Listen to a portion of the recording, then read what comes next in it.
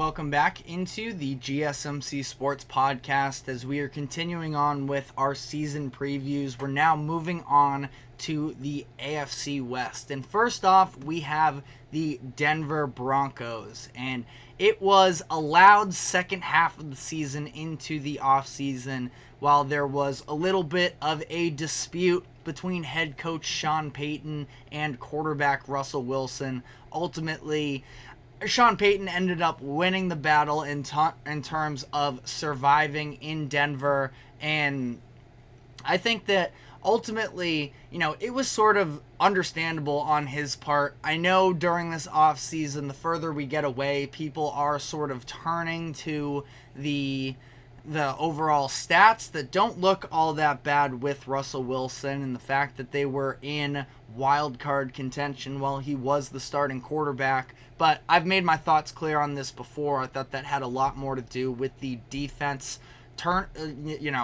really generating tons of turnovers and opportunities for Russell Wilson that I don't think were all that sustainable. They won the turnover battle in 5 straight games as they went on that win streak. During the win streak, they were plus 13 in the turnover differential, which you do have to give some credit to Russell Wilson for not turning the ball over. But again, it's not like their offense was doing incredible things with all of those opportunities anyways. But all that being said, I do feel like, especially with the way that all played out, it ended up becoming very public of Sean Payton almost trying to, I don't think blackmail would be the right terminology, but Russell Wilson giving back some of the money to the franchise, otherwise he would get benched. And the way that Russell Wilson sort of came out and made all of that public, it was not a very good look for Sean Payton. And even if I think that he was right in terms of not believing in Russell Wilson, he ran him out of town, and the Broncos are still on the hook for a significant amount of money and dead cap because of that Russell Wilson deal, which granted Sean Payton wasn't a part of when they brought him in. So that is on the general manager in that perspective. But I do think that there is some real pressure on Sean Payton in the coming seasons, where maybe not necessarily quite as much this year. We know this is a transition season. But for Sean Payton, he's going to be a Hall of Fame coach when it's all said and done anyways. But at the same time, this could end up being a really tough mark on his overall career. And he's always going to have the New Orleans years, but this could end up being messy. But he seems to be confident in the new quarterback that he drafted this year in Bo Nix. The Broncos took Nix with the 12th overall pick. And I think that, for Sean Payton, it's just about trying to establish an identity here, specifically offensively, and seeing the vision. I don't think it necessarily helps Sean Payton, again, in terms of this legacy conversation, which can be so overplayed at times, but ESPN's Adam Schefter also did have the report on draft night that as Sean Payton and the Broncos were deciding to draft Bo Nix, that Payton, quote, feels as strongly about Bo Nix as he did Mahomes. And there's all these stories about how during the 2017 draft, Sean Payton, they weren't in the market for a quarterback at that point, with Drew Brees still playing good enough football, and they weren't at the top of the draft. But this idea that he was all in on Mahomes and he saw the vision there, and I think that that's a little bit ridiculous, but, that's besides the point. But to have that quote come out, Bo Nix was ultimately the 6th quarterback taken off the board here, and the expectations, I don't think, should be all too high for Bo Nix, someone who played 5 years in college, and, especially those early on years at Auburn, I do think almost hurt his draft pedigree more than they should, in terms of people can't really get some of those rough Auburn years out of their minds. But Bo Nix was really good by the end with Oregon, so it's going to be interesting to watch. And he comes into an offense that was pretty mediocre last season, like we already talked about. Now, I actually feel like I'm a little bit higher on the wide receiver core than a lot of people. Courtland Sutton is a very nice, number one option there. Not elite, I would say, but gave you at least, the reliability, and he was definitely a red zone threat for them. I think he scored 8 touchdowns last year, somewhere along those lines. Could have even been more. But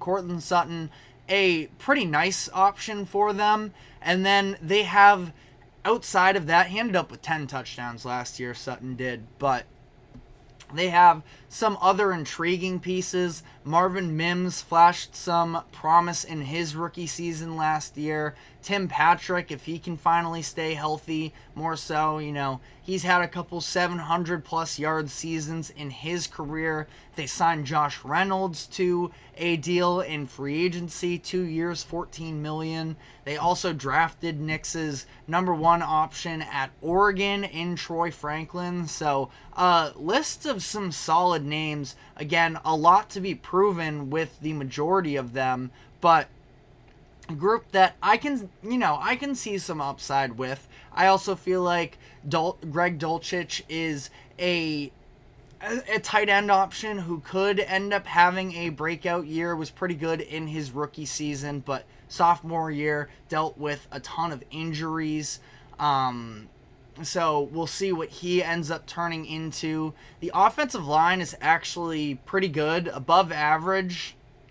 They lose Lloyd Cushenberry in free agency, their starting center from last season. They bring in Sam Mustipher to try and be his replacement. Not a ton of experience there, so their offensive line likely gets worse from last year, but at the same time, I do feel like, it's still going to be a positive unit on that offensive line, and they can, hold their own. Now, running backs behind that offensive line, not really a great feeling there. Javonte Williams, Samaje Perine, Jaleel McLaughlin. It is pretty mediocre. They did draft Audric Estime out of Notre Dame, who Estime, if you watched any college football, he was kind of a beast, but not really much of a threat in the pass game at all, and we'll see if he ever ends up amounting to anything. They took him, double check here, they took him in the 5th round, I think it was. Yeah, it was the 5th round, 147th pick, so it is, again, a pretty lackluster roster as a whole, I would say.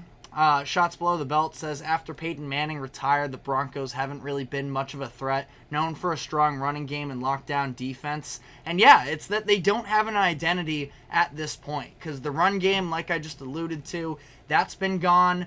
The defense that was once elite, one of the best that we've seen in the 21st century, led by Von Miller, that's not the same anymore. You look at the statistics from last season, and they were not good at all. This is, of course, the team that allowed 70 points to the Dolphins early on in the year, and they ended up getting clowned on for. They do have a solid pass rush for whatever it's worth. Zach Allen, Jonathan Cooper, Baron Browning could all be some breakout names this upcoming year. They'll have their opportunities to do so. But outside of Pat Surtain in the secondary, there really aren't any names that jump off of the page at you. And they ended up losing a couple big-time defenders where they lost Justin Simmons. Justin Simmons is still an unsigned free agent, but it does not sound likely that he's going to make his way back to Denver. And then Josie Jewell ended up signing a contract with the Carolina Panthers. So, again, already a pretty lackluster roster, losing 2 of their best defensive players. Not a great sign there. Ultimately, as much as I mentioned earlier, they were incredible in terms of the turnover differential during those weeks. It was 7 through 12 when they won those 5 straight games last year. They won the turnover differential by 13 at that point. And turnover luck is a real thing in my eyes, and that's kind of what it would take again for this Broncos defense to be spectacular. But, looking at their overall schedule, the Broncos don't have it easy for them. Specifically, I would say the first and second parts of the first few weeks and the final stretch are both, overall pretty tough, I would say. You look at maybe those week 5, week 6 games at home against some division rivals is probably where you're looking at first win of the year. Not to be, overly negative on them, but they have a difficult schedule as a whole. 25th, I guess it would be 25th easiest, which, reverse mathing it there, that would be the 8th hardest schedule in the league, something along those lines.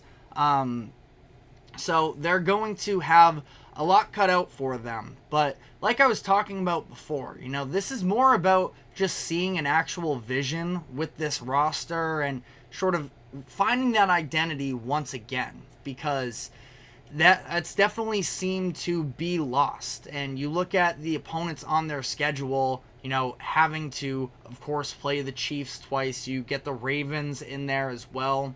The NFC South is at least a division that you feel like maybe with some home games you could take, but Broncos, I am not very optimistic on in terms of wins and losses this year, but that doesn't mean it's a bad year. The Broncos could benefit from being towards the top of the draft next season and being able to, add another star player wherever they end up needing at that point. It's not like it's the strongest quarterback draft anyways. If things are completely disastrous with Bo Nix, then who knows, but I anticipate that he's probably going to play the entire first season. He's going to have some good enough receiver options and a good enough offensive line that I think that he can, show us if he is ever going to have anything. Ultimately, though, I do have the Broncos winning just 4 games. I would definitely not be surprised if they end up rattling off a couple more. I don't feel great about slotting them into 4. Their overall underline is 5.5 right now. So I have them going under. I think that it's going to take a little bit of time for whatever this next iteration is to, fully come to form. I feel like they could potentially be an interesting team, if they were to get involved. Even, again, I really want to see them have a running back and sort of, again, getting back to what we have viewed the Broncos as for a while, which is a team that can have a good enough defense and a run game, but that hasn't been the case as of late. Looking at how they stack up to the other teams that we've done season projections for so far, tied with the Titans for the worst record. Again, 4 wins. I could see Sean Payton, again, if he is going to establish himself that the game hasn't passed him by and that they are going to be able to become more of a threat once again, I could see Sean Payton keeping them more competitive for the year, but I just feel like with that schedule they have, it's going to be very difficult. But let me know what your thoughts are on the Broncos' upcoming season. We are going to be taking our final break of the show, though, and when we come back on the other side, we're going to be coming back around to the MLB trade deadline, and I'm going to be talking about the Boston Red Sox and the moves they made and ultimately how they fared. So stick with us, and we will be right back after this quick break.